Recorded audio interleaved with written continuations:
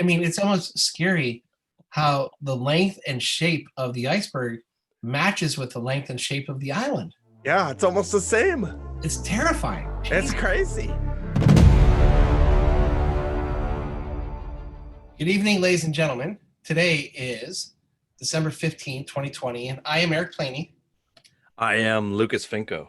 And in this festive holiday season, we are the Pirates of Clean Tech. Yar. Oh, ho, ho, yar. Ho, ho, yar. There's our thumbnail. Ho, ho, yar. There you go. That should be the thumbnail for our holiday edition. No, it's going to be the iceberg. Come on. We are going to talk about the iceberg. Yeah. Anyways, first off, we made a mistake last week. I said Happy Hanukkah to everyone, and I thought last Thursday was the last day of Hanukkah. That's right. But it was actually the first day of Hanukkah. one of our listeners, Mark, who listens all the time, pointed it out to me. So to Mark, I want to say Happy Hanukkah, and to all our friends who celebrate Hanukkah, Happy Hanukkah. And it's a great festive season. I think Monday was one of those shots in the arm that we all needed, pun intended. We have a vaccine starting to be distributed in America, and there was just that sense of optimism that everybody is clinging for. And what a perfect time around the holidays, even though sadly, so many people are suffering right now. I thought you meant it was the nice dusting of snow we got. That was the shot in the arm I needed. That was a lovely shot. It was.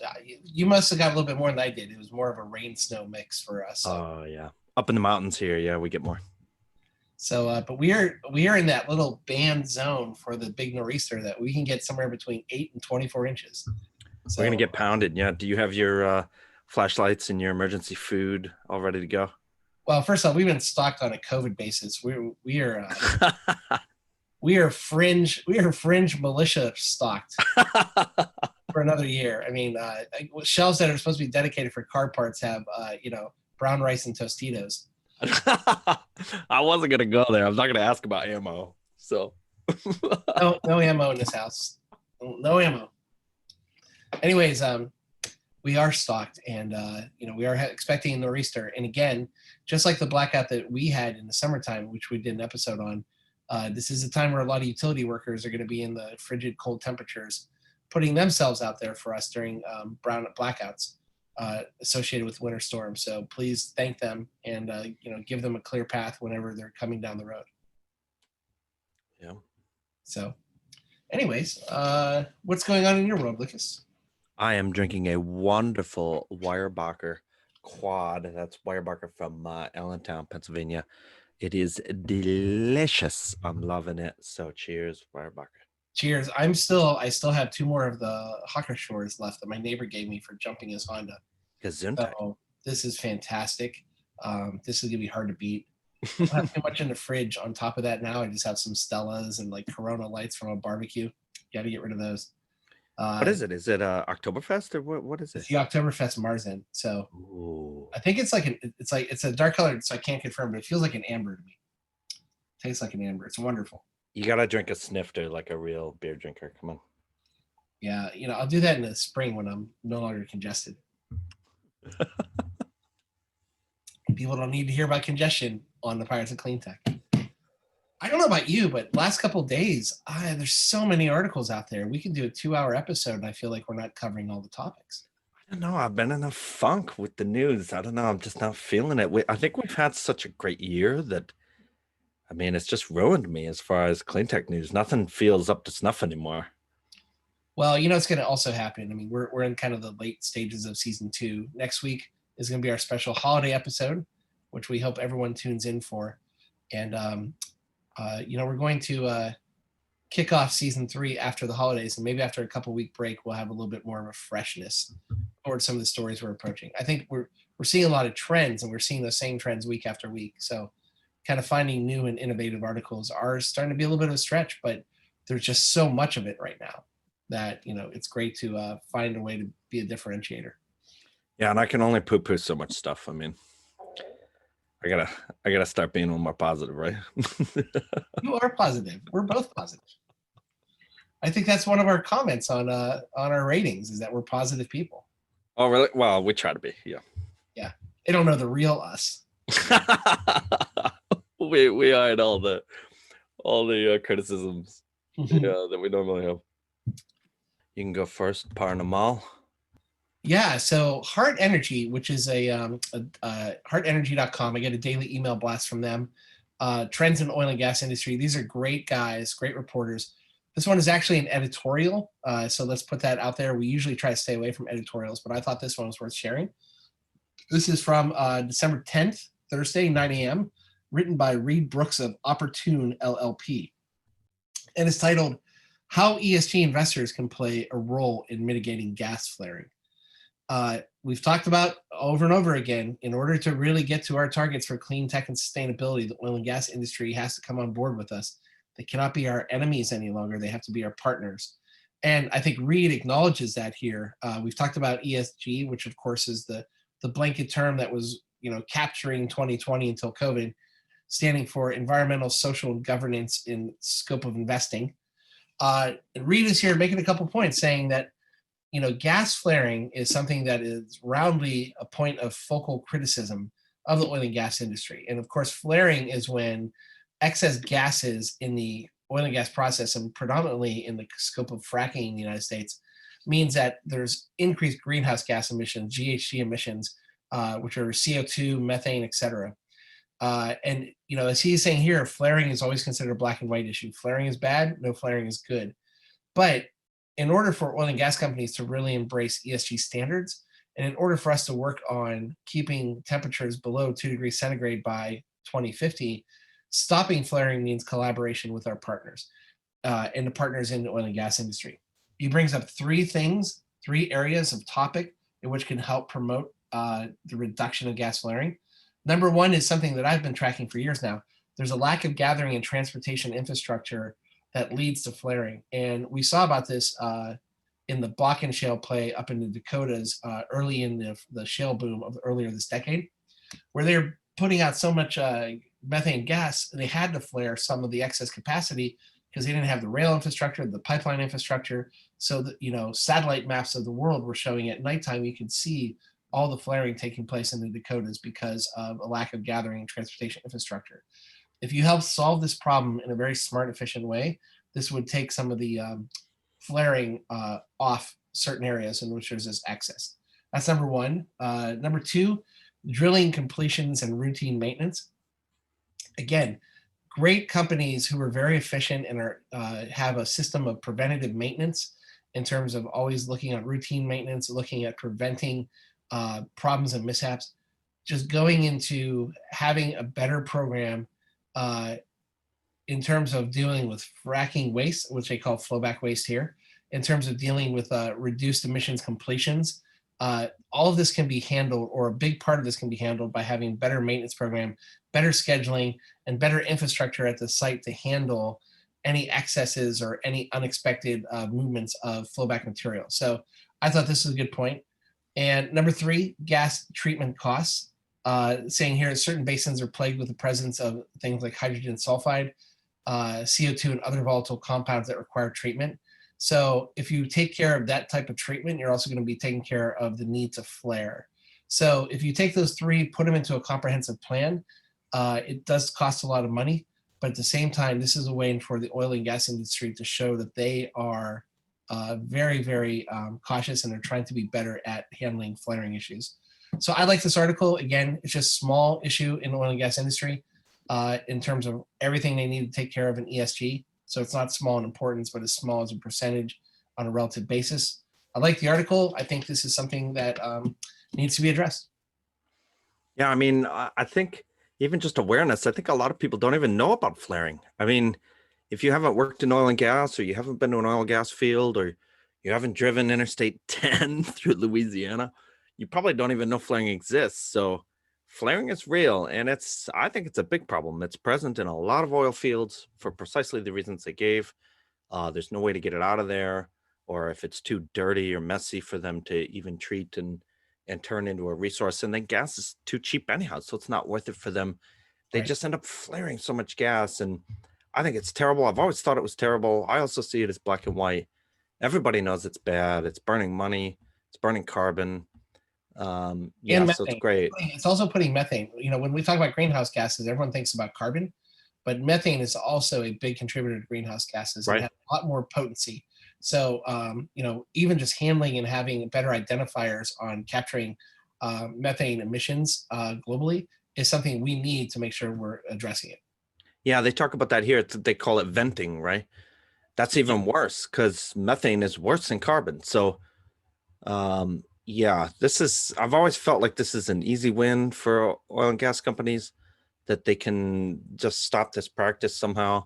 And if they could figure out how to do it, it would save a ton as far as carbon and methane in the atmosphere. Right. And even like having better maintenance on pipelines that are already in existence would help capture excess methane leakage, right?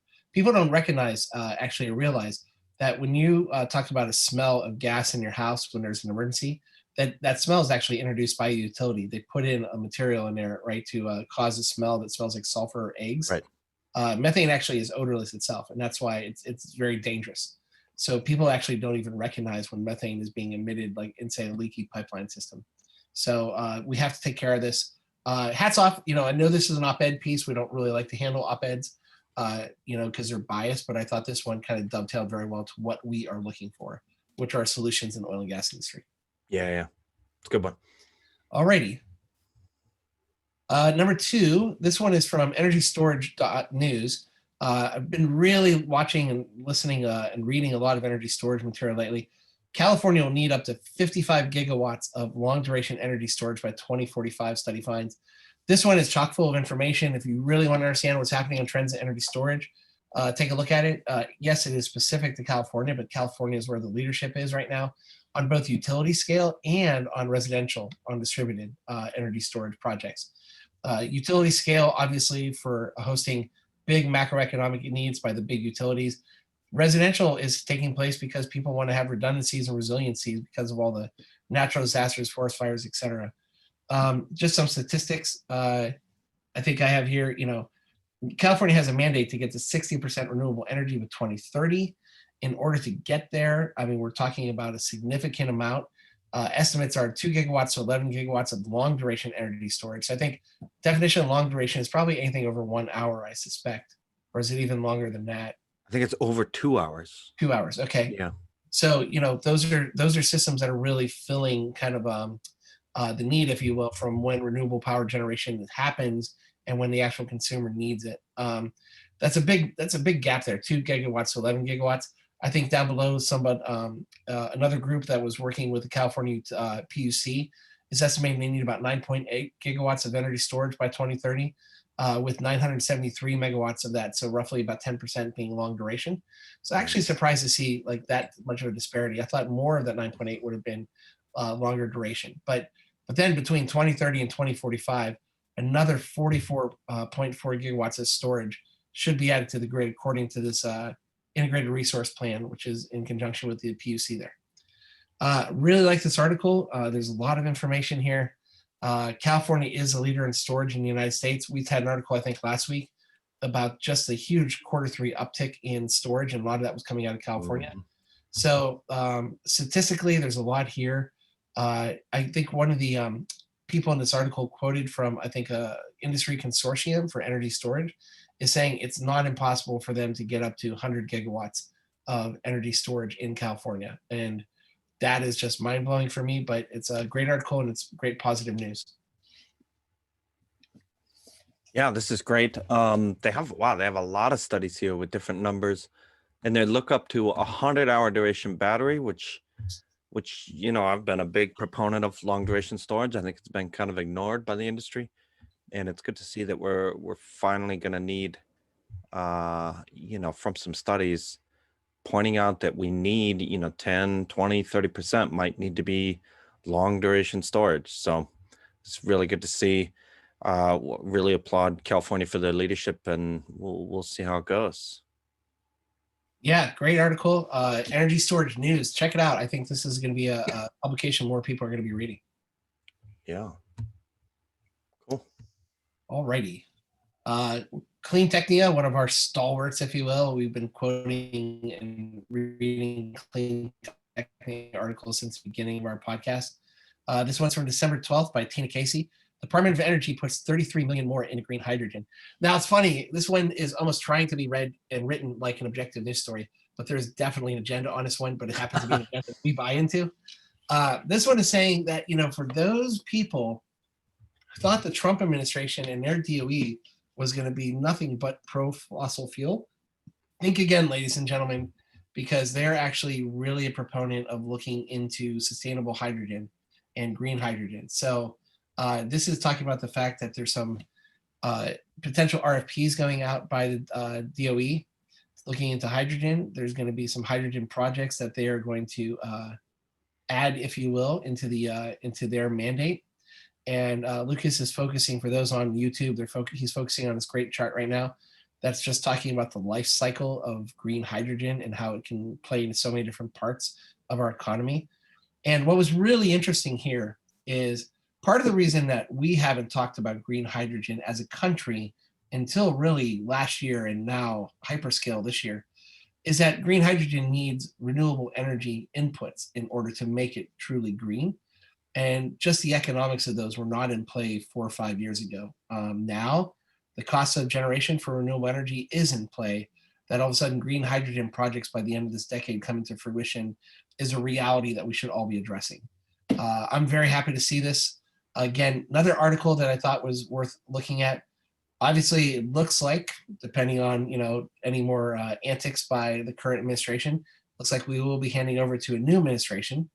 But it is saying that Trump's DOE has actually started the mandate on green hydrogen, and I think that's something that should be commended. Let's be bipartisan when it comes to doing the right thing, and this is certainly an article. So I'm not going to get into too many more specifics on this one. It does get into a little techie on green hydrogen and what it can be used for. We've talked about it ad nauseum over the last couple episodes. So I recommend for people to take a look at this one and just get a good feel for it. Yeah, we've been big on hydrogen, like you said. So I have another hydrogen story too in my mix. So it's really good to see this. I'm glad the administration is keen on this. So it's good to see. Yeah, and again, I just maybe to reiterate, using green hydrogen has so many different end market applications. We're talking about transportation, and when we talk transportation, we're generally talking about Class 8 long haul trucks. The economics are there. I'm sure we're talking about marine transportation. We're talking about power generation. We've talked about implementing it into the existing natural gas infrastructure, at least in initial stages in the short run and medium run. You can put 15% of the content of the gas to be burned can be hydrogen, so it could be green hydrogen. There's a lot here that we need to stay focused on. Hydrogen itself can actually be an energy storage application on top of like battery-based utility grade storage. Right. Just totally kind of mind-blowing, right? Hydrogen, all of a sudden, boom. Yeah. Well, fantastic. Let's see it keep going. I agree. So great story. Totally recommend that one. And then lastly, for all the work that we're doing, we have to think about the ramifications that are really happening real time. And unfortunately, this one just broke me when I read it. Giant iceberg expected to collide with South Georgia. And no, this is not the state of Georgia. So, it has nothing to do with the Senate race next month. But in Antarctica, South Georgia Island, there is an iceberg on its way that could collide with it. And of course, that sounds, ominous or incredible from the size and scale, but its impact on nature is really, really sad because there's a massive penguin colony on South Georgia Island. There's a large size seal population there. And this collision could actually happen in such a way that the penguins can be cut off. And you're threatening the ecosystem. Who doesn't love watching those BBC specials on a Sunday afternoon between football games when you're watching those little penguins waddle all over the place? I'm a Pittsburgh Penguins fan. I grew up in Youngstown, and Youngstown State are the Penguins themselves. I've been around penguins forever. SeaWorld and Geauga Lake used to have a penguin encounter when I was a kid. And this really crushed me. So obviously climate change is contributing to these massive iceberg breakoffs and flows in Antarctica and in the Arctic. These are things that we have to stop. And the only way we're going to stop it is by addressing man-made climate change and climate volatility. So I wanted this to be a stark reminder. It's the power of nature, but it's the power of man's impact on nature is already negatively impacting ecosystems of birds, of sea lions, of seals. We have to stop this. So everybody, please read this story and use this as a motivating factor to take what you want to do to address the world and be a partner in sustainability. Let this be a motivating article for you. Yep. I mean, I agree with you. I take a you break it, you bought it approach. I mean, okay, so, we've screwed up the atmosphere. We did it. It's obvious we did it. So you just have to manage it. It's not the end of the world. Everybody didn't die yet, but we just have to manage it. I don't know why it's so hard to get some people into this camp. Like, it's just another thing we have to manage. I wanted to point out too that that's not the iceberg. That iceberg is rather small. This is a satellite view of the iceberg, and there is South Georgia Island. So you can see this is kind of a big deal. I mean, if that Very much a big iceberg deal. runs into that island, Look at, I mean, it's almost scary how the length and shape of the iceberg matches with the length and shape of the island. yeah, it's almost the same. It's terrifying. It's Jeez. crazy. It's like it's funny because that iceberg actually looks like an inverted state of Florida. Yeah, it does. On the bottom there, yeah. This is like, is the SEC behind this? I don't. Is this some sort of like massive, ACC versus SEC thing going You don't on? mean the Securities Exchange Commission. You mean the Southeastern Conference. That's right. Thank you for clarifying. Yeah. Joe, I love your if you break it, you bought it attitude. But you know what? How many people these days, if you're ever in a grocery store and you see someone knock over a bottle of olives onto the floor and it breaks, and they don't even go tell the stock boy that they broke a bottle of olives, right? They just keep walking. Yeah. That's what we're doing is in the break it, you bought it for the globe. For the atmosphere. Yep. Well, screw that. Well, no more of that, man. We're going to hold people accountable. That's what we need to do. That's what we need to do. Correct. So, if you pollute, it's an old problem. It's called the trashing of the commons. You can Google it. It's on Wikipedia. It's a well-founded economic principle from 400 years ago in England. It's the commons, and these people are trashing it. And the answer is regulation. I mean, it's very simple. It's 400 years old. And the irony is 400 years ago is before the Industrial Revolution, right? And it reminds me of when the Koch brothers, who people rip on all the time, but the Koch brothers actually commissioned a Berkeley scientist who was a global warming skeptic to do a study and saying, is global warming man-made? And that scientist, this is in 2012, he did a chart and he did a pure correlation that showed as soon as the Industrial Revolution, industrial output started upticking, global temperatures started upticking exactly in correlation with it. And so this climate skeptic turned into a climate change believer. But he said he took it to the Koch brothers, and the Koch brothers were very appreciative because they wanted the data. They wanted the data and they saw the data. And this is the impact of that data. Yeah. So we got to take this on. Well, here's another one that I wanted to show you guys, but I didn't bring up. If you look at Arctic ice extent, it's at the lowest at this time of year it's ever been. So this is worrying also. Interestingly enough, it wasn't in the heart of the summer. Actually, 2012, 2013, that winter was lower. Wow. But now it's lower. So yeah, this is the warmest it's been since humans have walked on the earth. So for our podcast listeners, Lucas is on the National Snow and Ice Data Center, nsidc.org, and /Arctic Sea Ice News /. Yeah. So just go to nsidc.org and you're going to see some very startling charts. Yep. So you can go see that. You can see the Arctic ice extent. They also have a page on the Greenland ice sheet, which to me is more worrying, which we can talk about some episode. Look at all the melt there in the red. That's bad news for sea level. So, I'm sorry, folks. 20 years from now, I don't want to see Santa Claus doing his rounds in a Speedo. Well, that's a good point. I mean, and that's how are you gonna explain to little kids like where Santa is if there's no ice cap? I mean, yeah, come on. This is really sad, and we need to fight this further. So, fossil fuel industry is trying to kill Santa. That's the message. No, that's not the message. We're trying to get the fossil fuel industry. What did I just say 10 minutes ago? We're trying to get them on our side. All right, sorry. Don't forget, BP one time stood for Beyond Petroleum. Does it still? I don't Well, know. after they sold all their renewable assets to pay for Macondo, they didn't use the tagline, but they're getting back into the game and they're getting back into the They green. are, yes, and we So welcome them with open arms. Yes. that sounded a little cynical, folks. Okay, my stories now. Come on now. All right.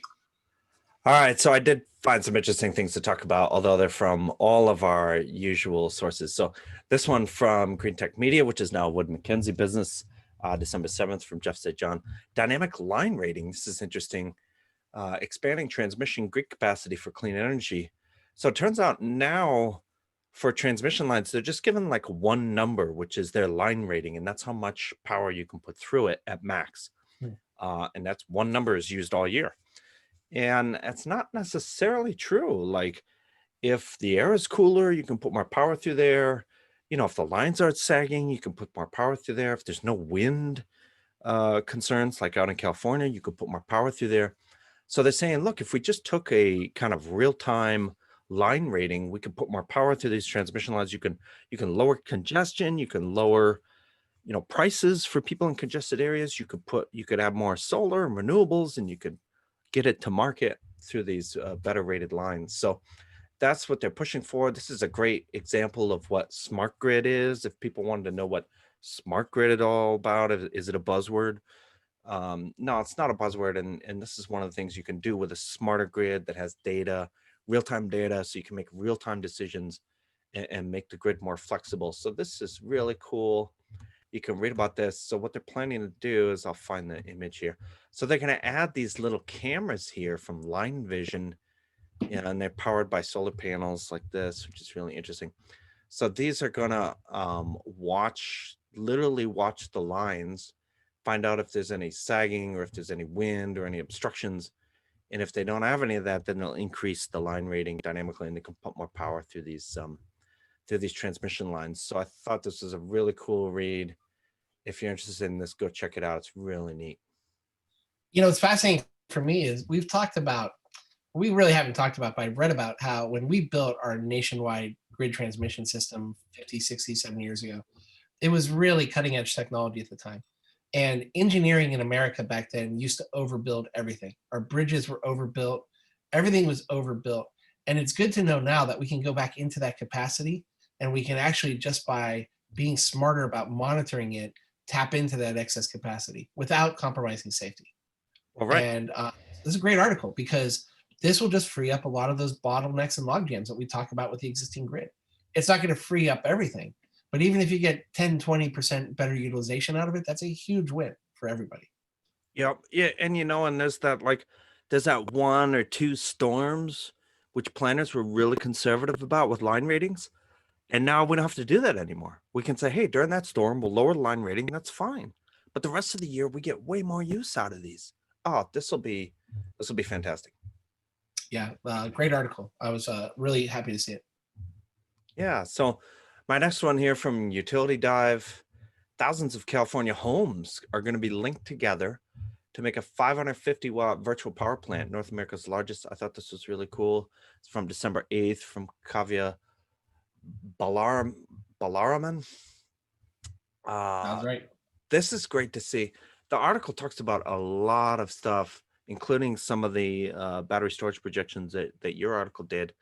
But the coolest one was they're going to tie together, you know, they're going to aggregate, I guess is the right word, smaller in-home storage devices to build up a 550 megawatt kind of battery that's going to work as a distributed clean power plant. And they're all going to work in a coordinated fashion as a giant utility scale battery would in the energy markets. So this is really cool. This is a really good development.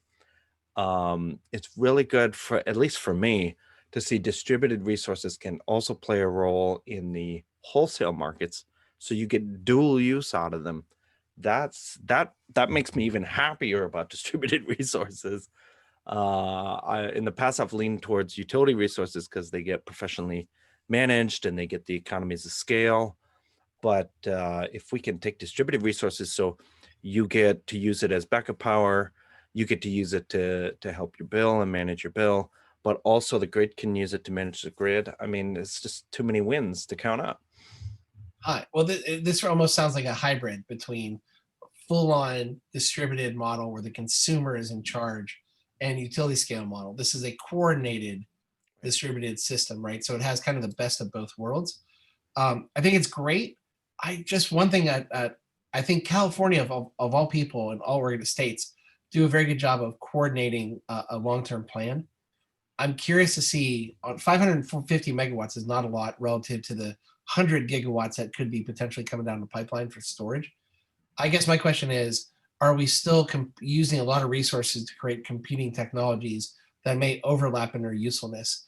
And are we being wasteful as a result? Because on a macro scale, in terms of clean energy implementation, in order to achieve our 2-degree goal, we can't be so wasteful. We have to be innovative, and that means taking some risks, but we have to be very smart about the results of that innovation. And I just wonder about what this will lead to long term. Oh, well, I think storage, we need all storage we can get. So right now that's not a huge concern. Yeah, but they talk about, see, they're going to have 585 megawatts in a new slate of contracts that are utility scale. So wow, this is on the same order. And they talk about, 30 gigawatts they need, 10 gigawatts are distributed by 2023.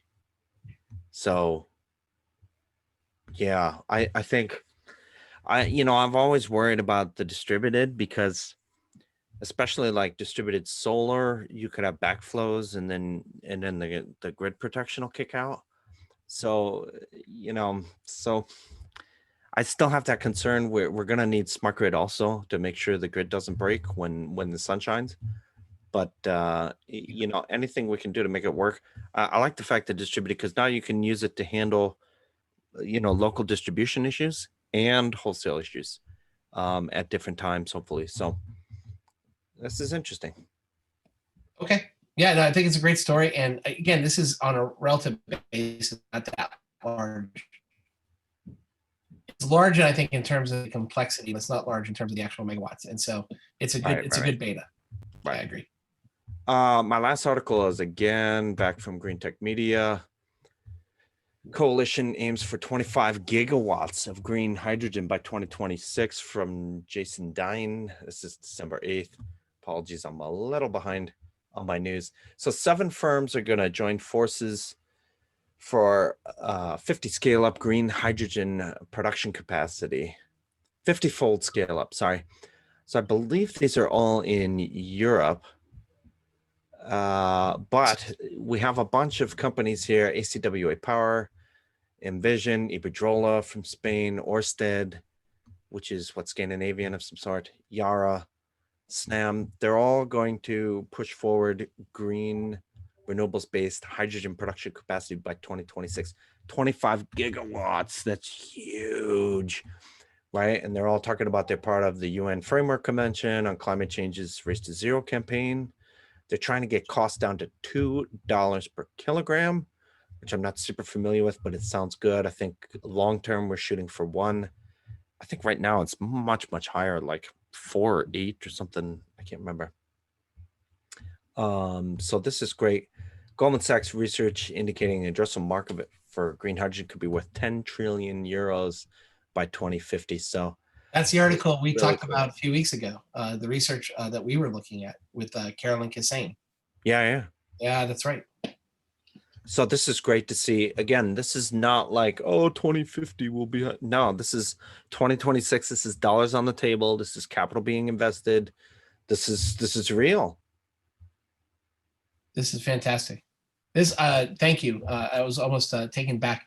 I'm so glad you went with this article because I think I saw this article as well. And I said, well, I've been talking green hydrogen a lot, but I'm so glad you went there because when you read this is one of the more tangible result-oriented articles on green hydrogen we've seen. I love this coalition. This is exactly what how this stuff needs to come about. It takes a lot of resources in order for one company to put all their eggs into a green hydrogen basket.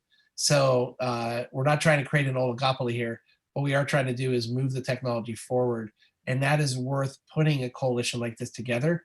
And of course, there should be some oversight of that coalition to make sure other market entrants can enter when the time is right. They should have the capacity to do so. But this is actually spurring innovation, and I really, really appreciate it. You know, I don't see a lot of U.S. investment in here. I'm just saying, Eric. You know what, though? We've seen enough articles. We know that the players, especially like your next eras, are going to be studying green hydrogen as good as anyone around the globe. And if they believe in it, they'll be the type of firm that's going to go all in on it. So I'm not too worried about the U.S. playing catch up. We're playing catch up from 20 years ago when people were still talking about hydrogen. We weren't. I have a feeling that as these other players adopt the technology, there's going to be a technology transfer coming to the U.S. and we're going to be able to plug in. Yeah, that's a good point. We've been spending so much money in this country doing gas infrastructure, gas is supplanting coal. We've talked about with Joe Silver in the first season how all this infrastructure is going to be around 20, 30 years. So now if we can put green hydrogen into a new build out for gas infrastructure, we're able to green that natural gas pipeline, that natural gas power plant to some extent. That's a win-win. I hope so. Yeah, I know Iberdrola is a big player in the U.S. So yeah, great stories. I think both of us had really good, solid stuff this week. Yeah, shockingly, it's a good week. Good week. Next week is the end of season 2. It's our holiday episode. We're gonna have a little bit here, and we may actually have some surprise guests for people. Some year-end statements to end on, I believe, a very clean, green, and optimistic note. So it's gonna be great. Yeah, it should be good. We look forward to it. So happy holidays, everybody. Enjoy the snow that's coming to the Northeast. Yeah, everyone stay safe. If Lucas, I think you said it, but maybe you said it offline, but everyone get your flashlights out, charge your phones, your laptops, make sure your candles are in the right place, and just be ready. Otherwise, a lot of people are working from home, so they don't have to deal in the mess. Enjoy the beauty of a first major snowfall in many parts of the U.S. Yeah, there's no leaves on the trees, so outages shouldn't be too big a deal. So, but you should still be prepared. Yeah. Well, before Lucas gets into a little bit more about our podcast and where to find us, I just want to say the views and opinions expressed by Lucas and I are those of ourselves and no other organizations we are affiliated with. Finally, remember to say that. Yep. So, Lucas, where can people find us, as always? Yeah, you can find us on YouTube if you want to see our beautiful faces, which I recommend, and you want to see the articles. We're at YouTube, Pirates of Clean Tech. You just search for Pirates of Clean Tech. You hit subscribe. And then when you subscribe, you have to hit the little bell button, and that'll send you a notification when our videos get posted, so you can be the first to know what's hot in the clean tech space and the clean energy space. And we're also on your favorite podcast site. I think we're on 10 different podcast sites. So Spotify, Google, Apple, Anchor. We post with Anchor. So you can check us there and you can follow us there. And we try to come out every week. So yeah, that's how you can find us. We have, I don't know if you know this, we have 10 ratings on Apple Podcasts. All of them are 5-star. Yeah, we get everybody listens to us on podcasts. So I guess our beautiful faces aren't the draw I thought they were. Except, you did get a comment on our YouTube of last week's episode where you were just harassing Steve Wozniak and his cryptocurrency clean tech company. I think Chris from New Jersey wrote in and he said, "Don't be disparaging cryptocurrency." What's your response to that? Hey, I tried to start a blockchain cloud AI company, but I couldn't get funding because they said it was too many buzzwords. So what do you want me to do? I guess I'm still bitter.